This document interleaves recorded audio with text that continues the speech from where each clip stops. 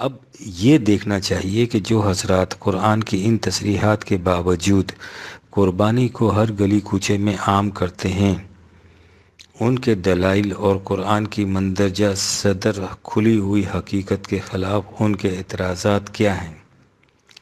اس بات میں اس وقت ہمارے سامنے سید ابو لعلی مودودی صاحب کا وہ مضمون ہے جس میں انہوں نے سال گزشتہ قرآن کی مذکورہ صدر تصریحات کو فتنہ قرار دے کر ان کی تردید فرمائی تھی، جو روزنامہ انجام کراچی کے عید ایڈیشن مورخہ 4 ستمبر 1950 میں شائع ہوا تھا۔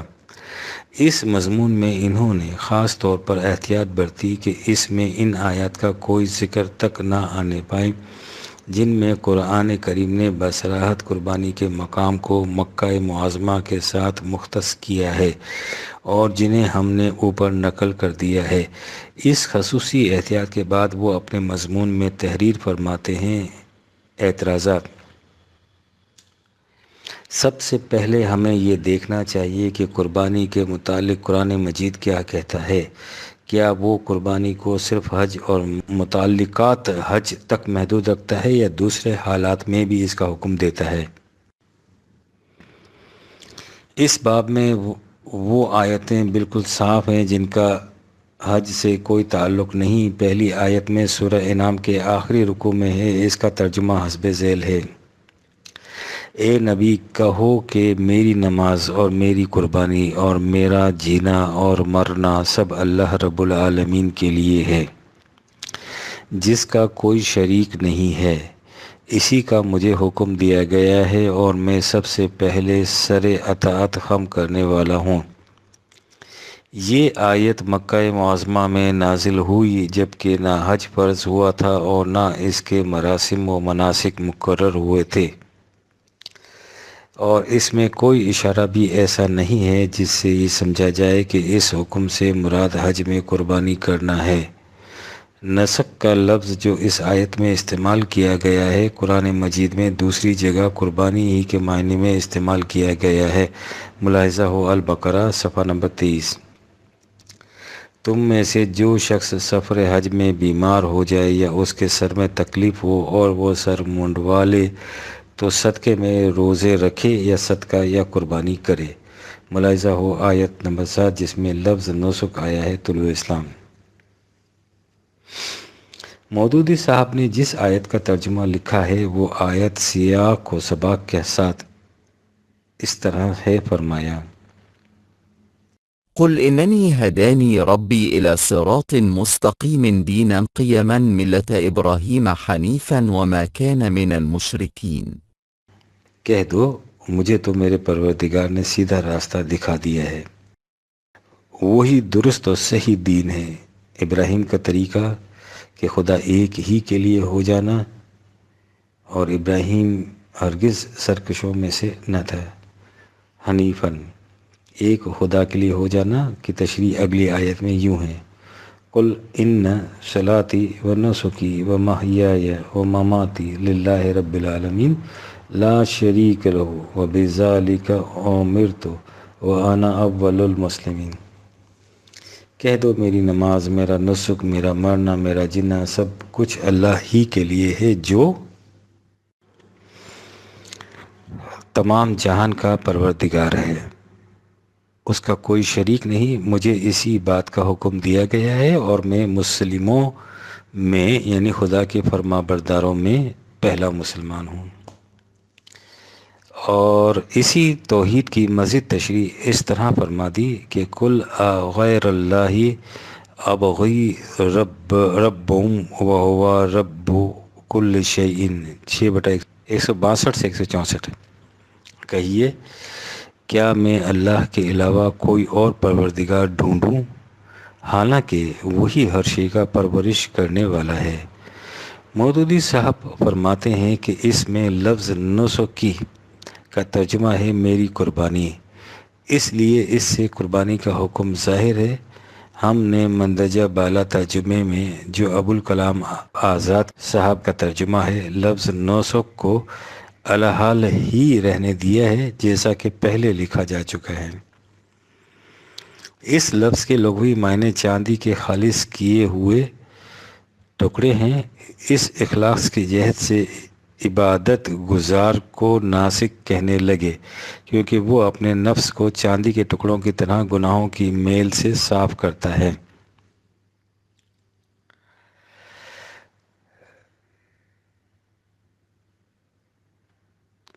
منسک کے معنی۔ قرآن کریم میں نسک، منسک، مناسک کے الفاظ ان دو آیتوں کے علاوہ جن کا ترجمہ مودودی صاحب نے لکھا ہے حسب ذیل مقامات پر آئے ہیں۔ سورہ بقرہ میں دعائے ابراہیمی و اسماعیلی و آرنا مناسکنا 2/129۔ سورہ بقرہ میں حج کے ضمن میں فَإِذَا قَضَيْتُم مَنَاسِكَكُمْ 2/200۔ سورہ حج میں لِكُلِّ أُمَّةٍ جَعَلْنَا مَنْسَكَهُمْ نَاسِكُوهُ 22/34 اور 22/67۔ دیکھیں کہ ان آیت میں ان الفاظ کا ترجمہ مختلف مترجمین نے کیا کیا ہے۔ آیت نمبر 12 مناسکنا کا ترجمہ مختلف تراجم میں اس طرح آیا ہے۔ شاہ عبد القادر عبادت کی طرح، شاہ رفیع الدین طرح عبادت کی، جلالین شرائع عبادتنا، یہ اردو ترجمہ نہیں مفہوم واضح ہے۔ ابوالکلام آزاد عبادت کے سچے طور طریقے، آیت نمبر 13 مناسککم، شاہ عبد القادر عبادتیں اپنی، شاہ رفیع الدین عبادتیں، جلالین عبادت حج، ابوالکلام آزاد حج کے تمام ارکان، آیت نمبر 14 اور 15 منسک، شاہ عبد القادر طرح عبادت کی، شاہ رفیع الدین عبادت کی طرح، جلالین شریعت، آیات 22/34 میں اس کے ساتھ قربانی کی جگہ بھی آیا ہے۔ ابوالکلام آزاد عبادت کا طور طریقہ۔ اس کے بعد وہ آیت لیجئے جسے مودودی صاحب نے بطور سند پیش کیا، یعنی ان صلاتی و نسکی، اور جس میں انہوں نے نسکی کا ترجمہ میری قربانی کیا ہے۔ اس لفظ کا ترجمہ مذکورہ صدر مترجمین نے حسب ذیل کیا ہے۔ شاہ عبد القادر عبادتیں، شاہ رفیع الدین عبادتیں، جلالین عبادات میں حج کی عبادت ہے، ابوالکلام آزاد میرا حج۔ یہ ہیں لفظ نسک کے معنی اس آیت میں، جسے مودودی صاحب نے وجوب قربانی میں بطور نص قرآنی پیش کیا ہے اور جس کا ترجمہ انہوں نے قربانی کیا ہے۔ شاہ عبد القادر اور شاہ رفیع الدین اس کے معنی عام عبادت لیتے ہیں، اور تفسیر جلالین اور ترجمان القرآن ابوالکلام صاحب آزاد اس کے معنی حج یا حج سے متعلقہ مراسم لکھے ہیں۔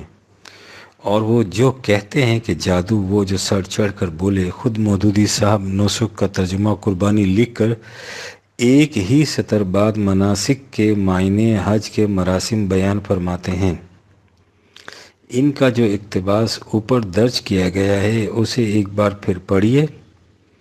اس میں آپ کو یہ الفاظ دکھائی دیں گے: یہ آیت مکہ معظمہ میں نازل ہوئی ہے جبکہ نہ حج فرض ہوا تھا نہ اس کے مراسم و مناسک مقرر ہوئے تھے۔ حج کے مراسم و مناسک لکھ کر مودودی صاحب نے خود بتا دیا کہ مناسک کے معنی عام قربانی نہیں، حج کے طور طریقے ہیں۔ لہٰذا اگر مناسک کے معنی خود مودودی صاحب کے الفاظ میں حج کے عام طور طریقے ہیں تو آیت ان صلاتی و نسکی میں نسک کے معنی عید الاضحیٰ کی قربانی کس طرح کیے جا سکتے ہیں؟ اب مودودی صاحب کی دوسری دلیل ملاحظہ فرمائیے، جس میں ارشاد ہے کہ نسک کا لفظ جو اس آیت میں استعمال ہوا ہے اسے قرآن مجید میں دوسری جگہ قربانی ہی کے معنی میں استعمال کیا گیا ہے۔ ملاحظہ ہو البقرہ 24۔ تم میں سے جو شخص سفر حج میں بیمار ہو جائے یا اس کے سر میں تکلیف ہو اور وہ سر منہ ڈالے تو فدیے میں روزہ رکھے یا صدقہ یا قربانی کرے۔ اس آیت کے الفاظ آیت نمبر 7 میں دیکھیے۔ پہلے تو یہ دیکھیے کہ مودودی صاحب نے نسک کے لفظ کے لیے قرآن کریم کی صرف وہی آیت نقل فرمائی ہے جس سے وہ سمجھتے ہیں کہ نسک سے مفہوم قربانی لیا جا سکتا ہے۔ دیگر مقامات کا جہاں واضح ہے کہ نسک یا منسک یا مناسک کے معنی قربانی نہیں لیے جا سکتے، انہوں نے ذکر ہی نہیں کیا۔ آیت نمبر 7 میں ہم یہ لکھ چکے ہیں کہ نسک کے معنی ضروری نہیں کہ قربانی ہی لیے جائیں، لہٰذا ایک ایسے مقام کو بطور سند پیش کرنا جس میں مختلف معنی کی گنجائش ہو دلیل قطعی قرار نہیں دی جا سکتی، لیکن آیت نمبر 7 میں نسک کے معنی قربانی ہی لیے جائیں تو وہیں یہ بھی تو موجود ہے کہ یہ حج کے احکام ہیں، اس لیے اس قربانی سے مراد وہ قربانی ہے جو خانہ کعبہ میں حج کے موقع پر دی جاتی ہے۔ لہٰذا اگر نسک کے معنی قربانی لیے جائیں تو اس کے صحیح معنی ہوں گے وہ قربانی جو حج میں کی جائے، اس لیے کہ جب قرآن خود کسی مفہوم کو متعین کر دے تو اس مفہوم کو اسی طرح سے لینا چاہیے جس طرح قرآن بیان کرتا ہے۔ لہٰذا یہ ظاہر ہے کہ ان نہ صلاتی و نسکی کے معنی میری قربانی نہیں، اس لیے یہ آیت قربانی کے حکم کے لیے بطور نص قرآنی پیش نہیں کی جا سکتی، اور اگر اس لفظ کا ترجمہ قربانی ہی کرنا ہو تو اس سے مراد ہوگی وہ قربانی جو حج میں کی جاتی ہے، کیونکہ قرآن کی جس آیت نمبر 7 میں نسک کے معنی قربانی لیے گئے ہیں وہاں نسک کے معنی وہ قربانی ہے جو حج میں کی جاتی ہے، نہ کہ ہر گلی کوچے کی قربانی۔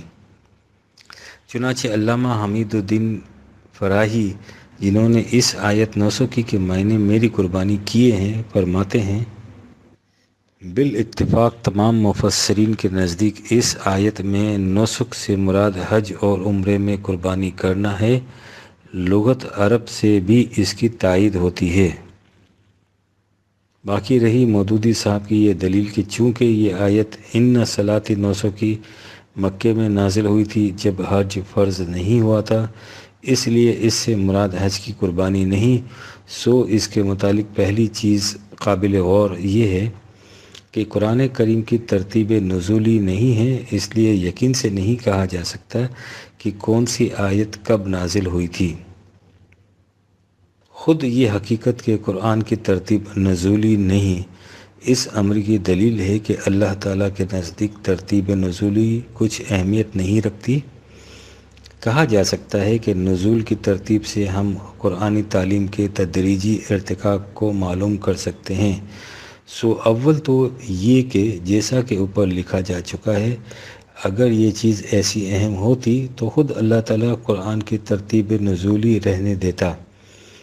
قرآنی تعلیم زمان اور مکان کی بندشوں سے آزاد ہے، وہ ہر زمانے اور ہر حالت میں زندگی بخش ہونے کے لیے دی گئی ہے، اس لیے وہ ترتیب نزولی اور شان نزول وغیرہ کے اختصاصات میں مقید نہیں رکھی جا سکتی۔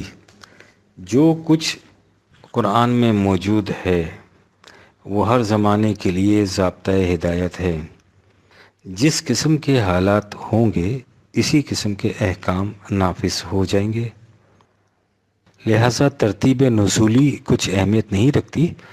دوسرے یہ کہ ترتیب نزولی کے متعلق جو روایات ملتی ہیں وہ باہم دیگر مختلف ہوتی ہیں، چنانچہ آپ کتب تفاسیر اٹھا کر ان میں کسی صورت کے متعلق دیکھیے، آپ کو کئی مختلف روایات ملیں گی۔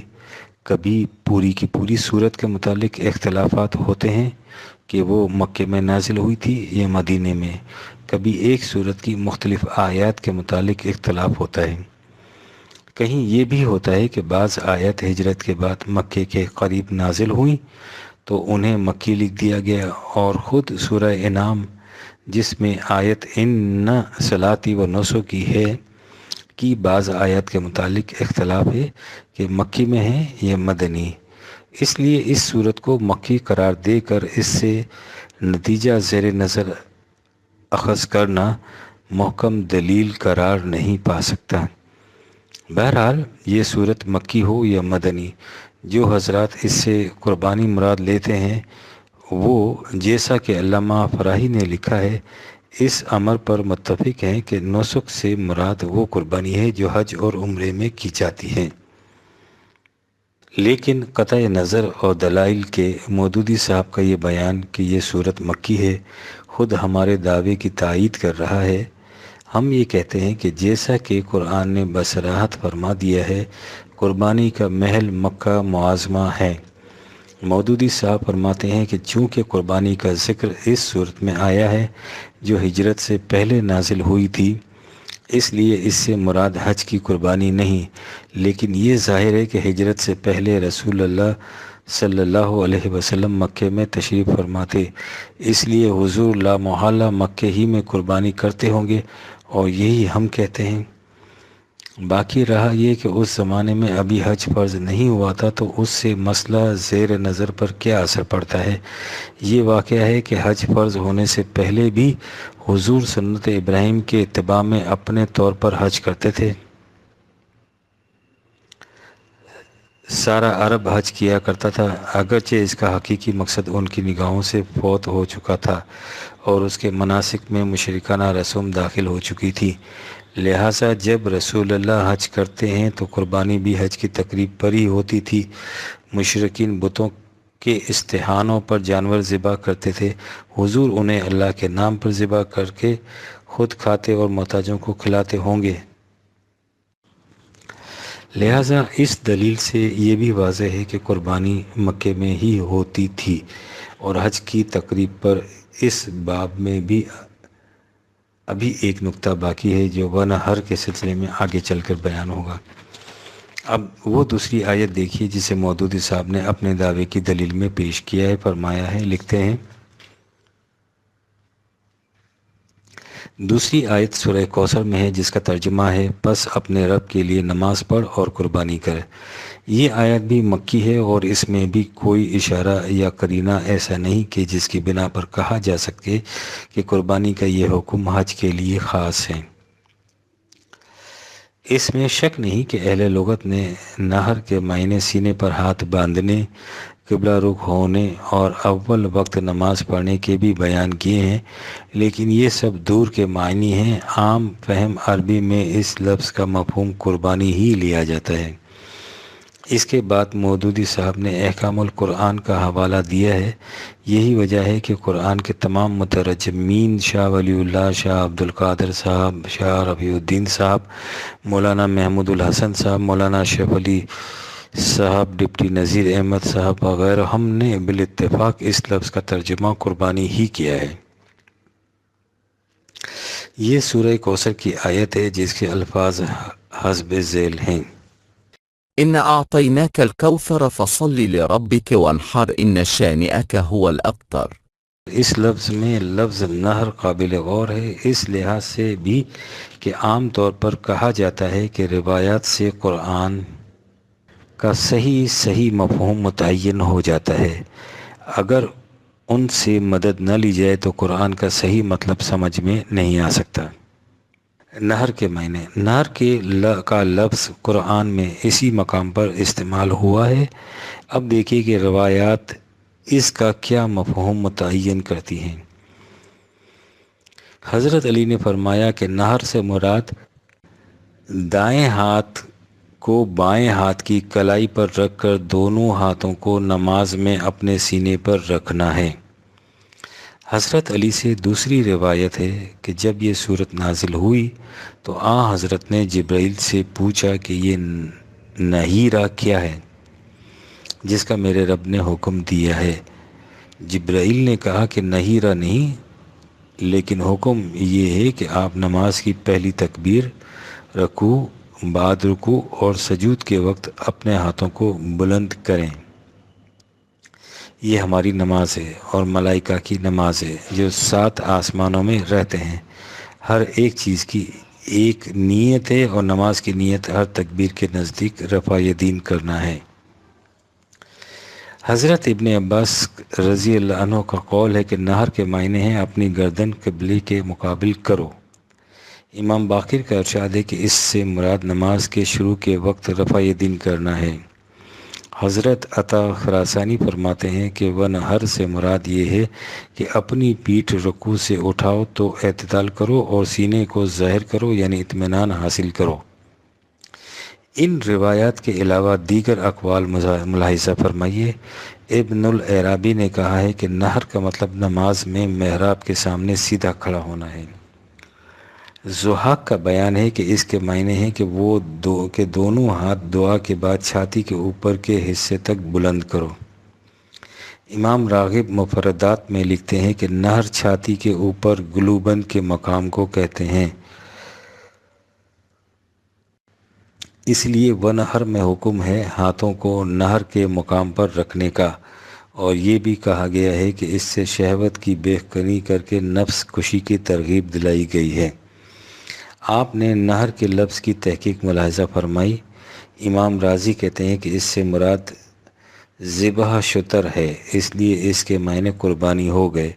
فصلی ربک ونہر، اپنے رب کی نماز پڑھ اور قربانی کر۔ اب اس آیت کے مقام نزول کے متعلق دیکھیے، مودودی صاحب فرماتے ہیں کہ مکے میں نازل ہوئی۔ محمد علی صاحب لاہوری اپنی تفسیر میں لکھتے ہیں، اس سورت کے نزول کے متعلق اختلاف ہے، بعض اسے مکی کہتے ہیں اور بعض مدنی، اور بعض نے یہ خیال کیا ہے کہ اس کا نزول 2 دفعہ ہوا ہے، ایک مکے میں اور ایک مدینے میں، مگر صحیح یہی معلوم ہوتا ہے کہ مکہ معظمہ میں نازل ہوئی۔ لیکن علامہ فراہی فرماتے ہیں کہ یہ صلح حدیبیہ کے دن نازل ہوئی۔ ارشاد ہے، یعنی یہ صورت صلح حدیبیہ کے دن نازل ہوئی، جو فتح مکہ، حج، نماز، قربانی، غلبہ اسلام اور کثرت امت کا فتح باب ہے۔ ذرا آگے چل کر پوری کی پوری سورہ کوثر کی حکمت کے سلسلے میں لکھتے ہیں، سادہ لفظوں میں گویا یوں کہا گیا کہ اللہ تعالیٰ نے تمہیں نماز پڑھنے والی اور راہ خدا میں خرچ کرنے والی ایک عظیم الشان امت دی ہے، جو بیت الحرام کا حج کرے گی، یعنی ونہر سے مراد بیت الحرام کا حج کرنا ہے۔ ابن جریر نے اس باب میں لکھا ہے، سعید بن جبیر رضی اللہ عنہ سے روایت ہے کہ فصلی لربک ونہر والی آیت حدیبیہ کے دن نازل ہوئی۔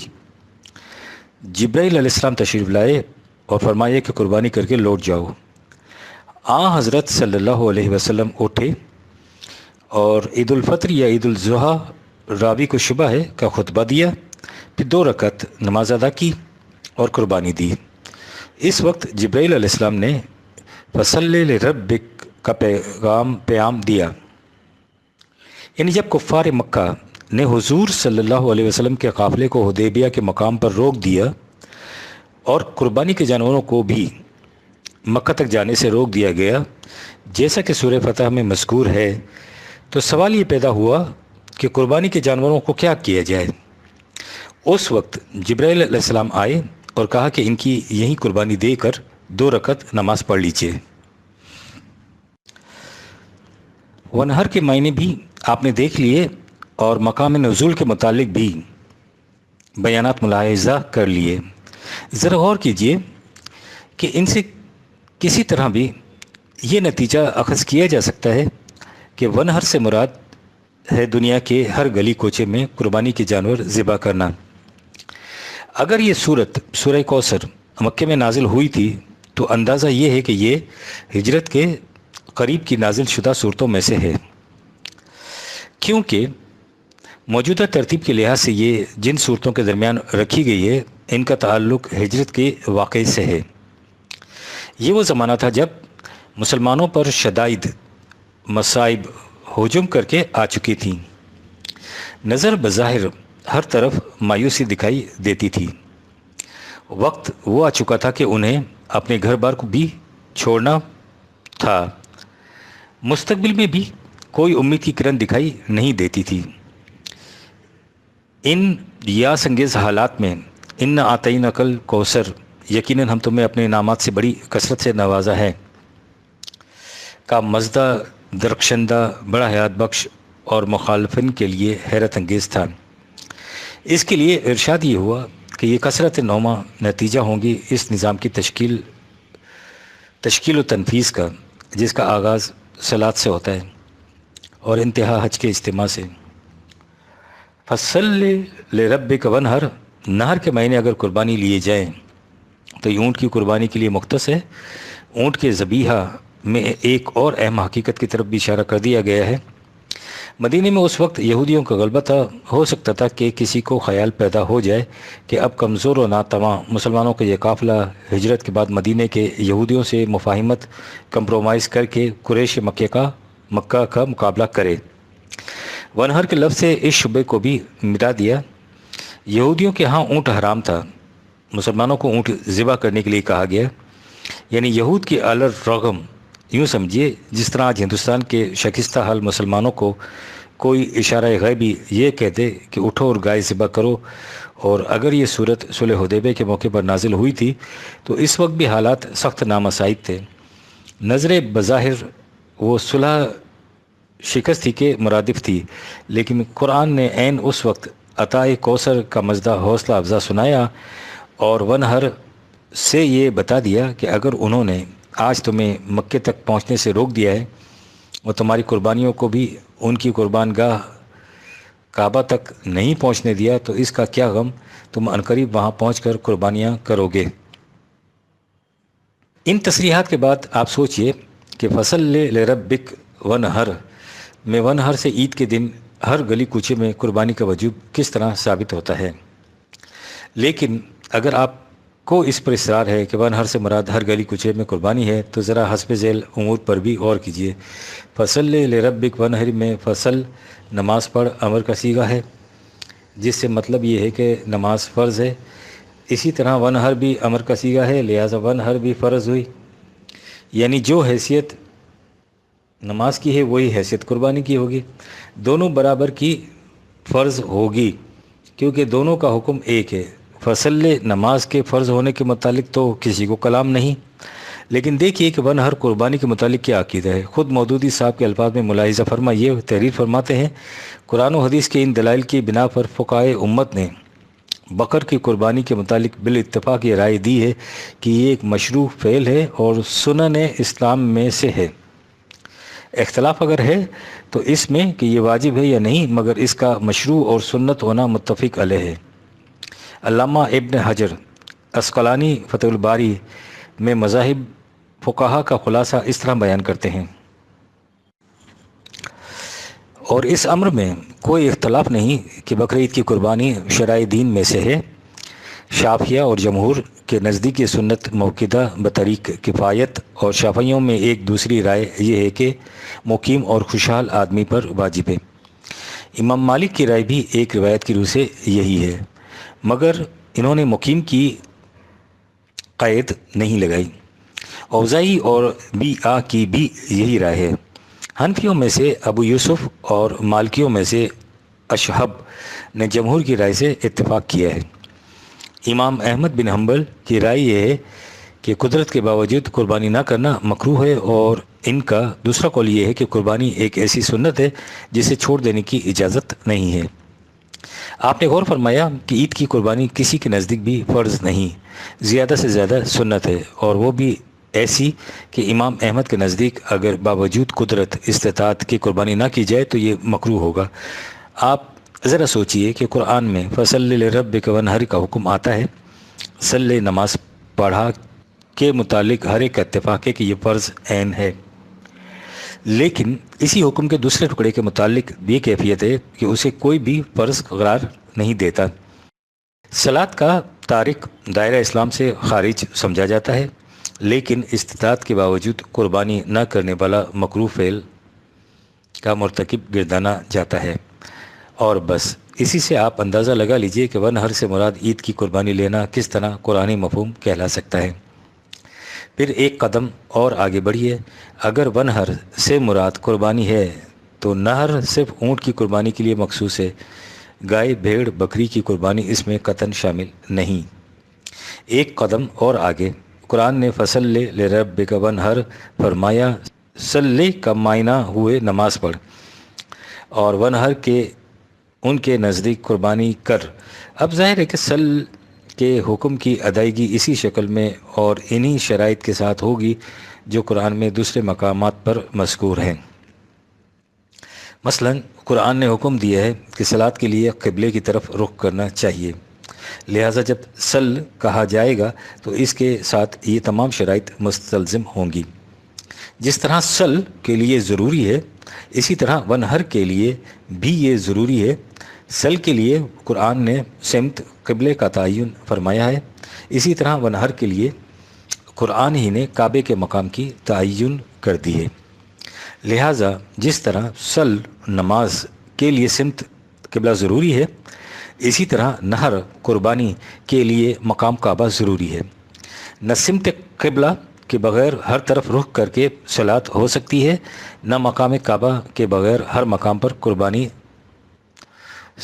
صلاۃ کے متعلق قرآن کی تمام حدود و قیود کا التزام ضروری قرار دینا، لیکن انہر قربانی کے متعلق قرآن کی متعین کردہ شرط کے یکسر خلاف دنیا کے ہر گلی کوچے کو قربان گاہ تصور کر لینا تو مینون ببعد الکتاب و تکفرون ببعد، کتاب کے ایک حصے پر ایمان اور دوسرے حصے سے انکار کے مرادف نہیں تو اور کیا ہے۔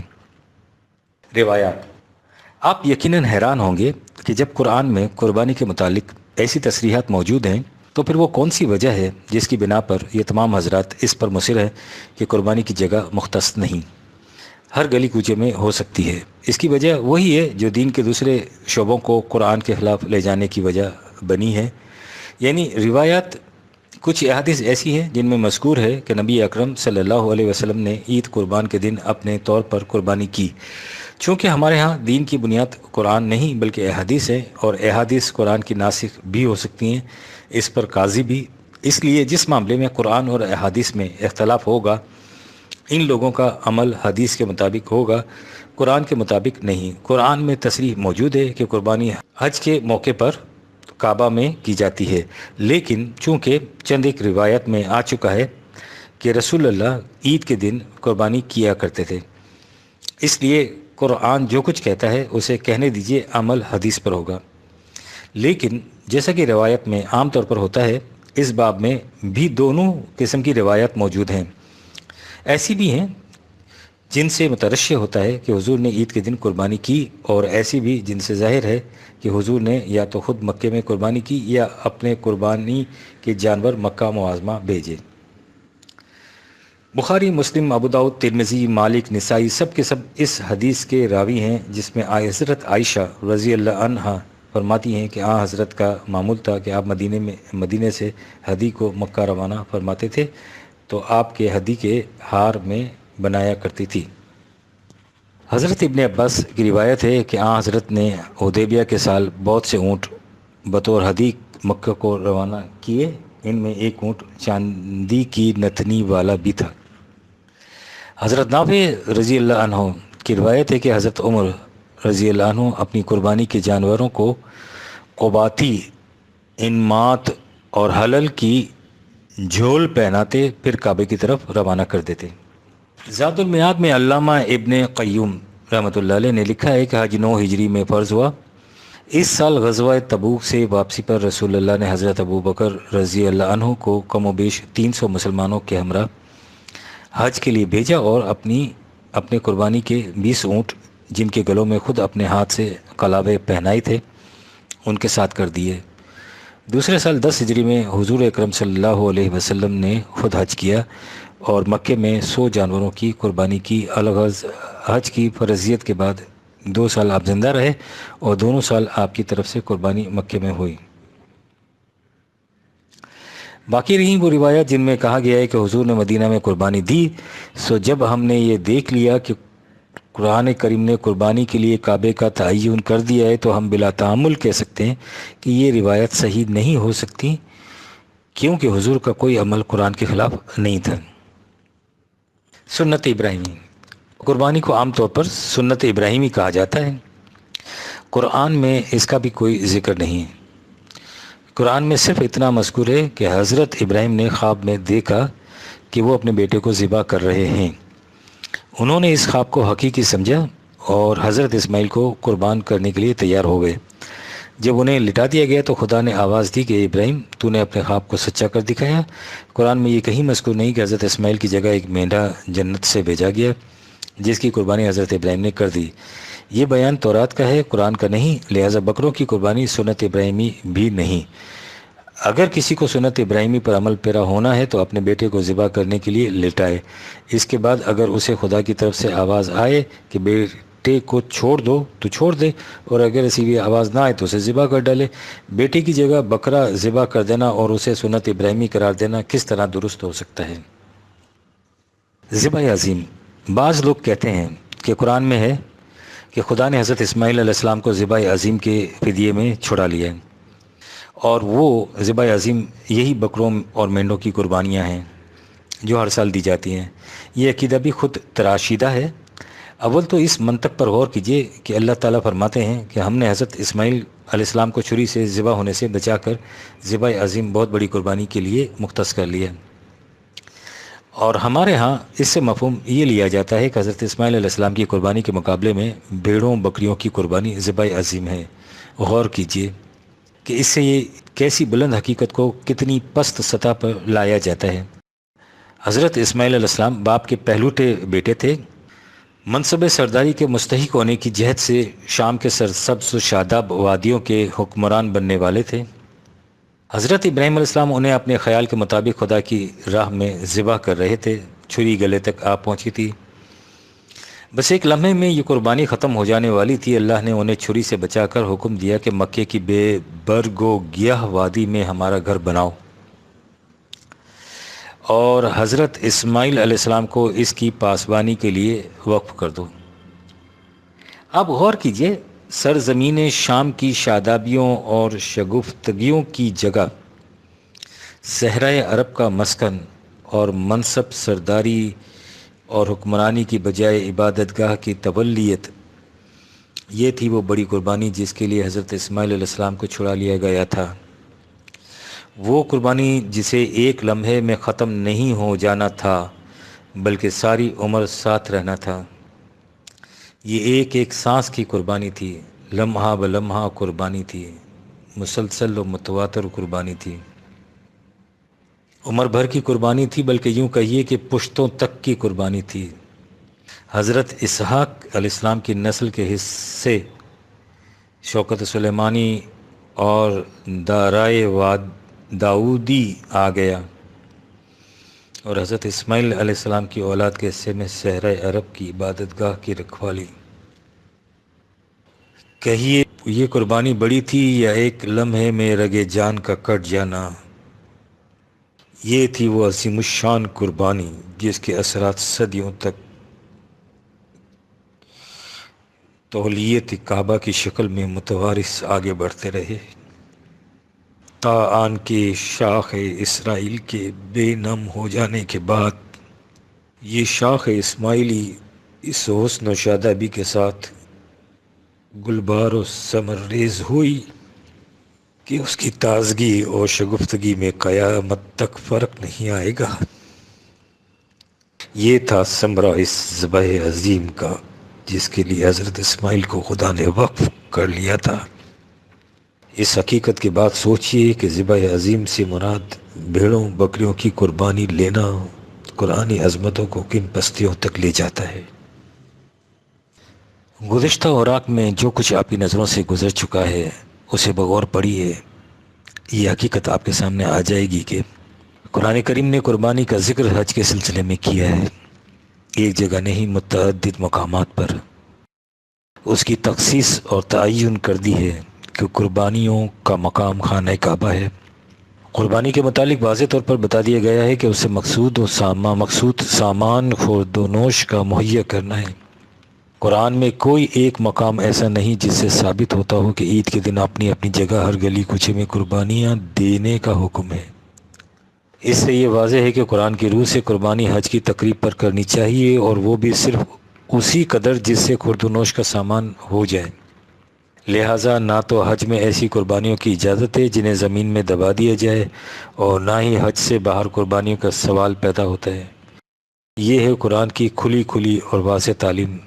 باقی رہی احادیث، سو ان میں دونوں قسم کی روایات ملتی ہیں، وہ بھی جن سے مترشح ہوتا ہے کہ حضور نے عید کے دن قربانی کی، اور وہ بھی جن سے ظاہر ہے کہ حضور نے یا تو خود مکہ معظمہ میں بتقریب حج قربانی کی یا قربانی کے جانوروں کو مکہ معظمہ بھیجا۔ لہٰذا قرآن کی تخصیص و تعین مقام متقرب کے بعد اول قسم کی احادیث کے متعلق یہی سمجھنا چاہیے کہ وہ یا تو اس زمانے سے متعلق ہیں جب قرآن میں ہنوز حج کی قربانی کے احکام نہیں آئے تھے۔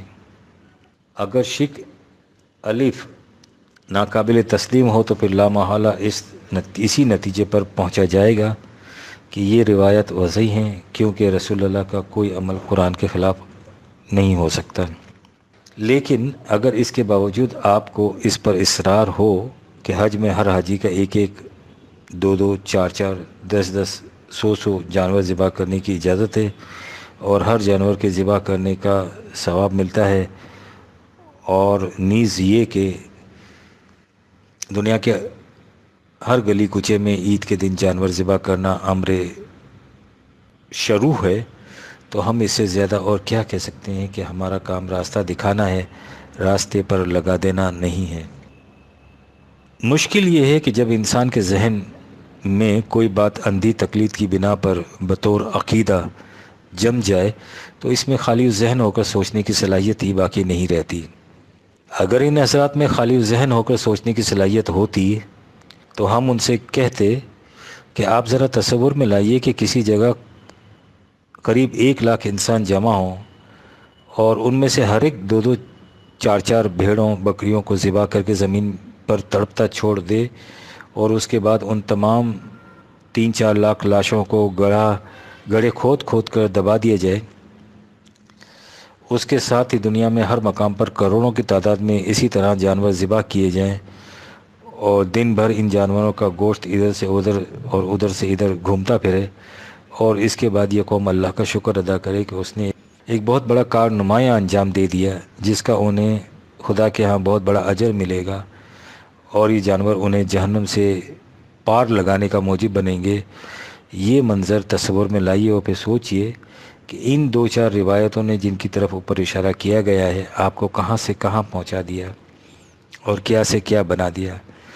روایت نے کیا یہ ہے کہ اسلام جیسے زندگی بخش نظام حیات کو رسومات کا مجموعہ بنا دیا ہے، اور یہی ان لوگوں کا مقصود تھا جنہوں نے مسلمانوں کو قرآن سے ہٹا کر روایات میں الجھا دیا۔ یہ ہیں قرآن کی روح سے قربانی کے احکام، یعنی قربانی اجتماعی حج کے ساتھ مخصوص ہے، اور اس کا مقصد اس اجتماع میں شریک ہونے والوں کے لیے خوراک بہم پہنچانا ہے۔ لہٰذا اس ضرورت سے زیادہ جس قدر جانور ذبح کیے جاتے ہیں وہ اہلاک نسل ہے، جسے قرآن نے فساد سے تعبیر کیا ہے، وَيَحْلُقُ الْحَرْثُ وَالنَّسْلُ 2/205۔ حج کے علاوہ قربانی اور کہیں نہیں، لہٰذا یہ دنیا کے ہر قریہ اور ہر بستی کے گلی کوچوں میں جانور ذبح کیے جاتے ہیں۔ قرآن کی روح سے اس کی شرعی حیثیت کچھ نہیں۔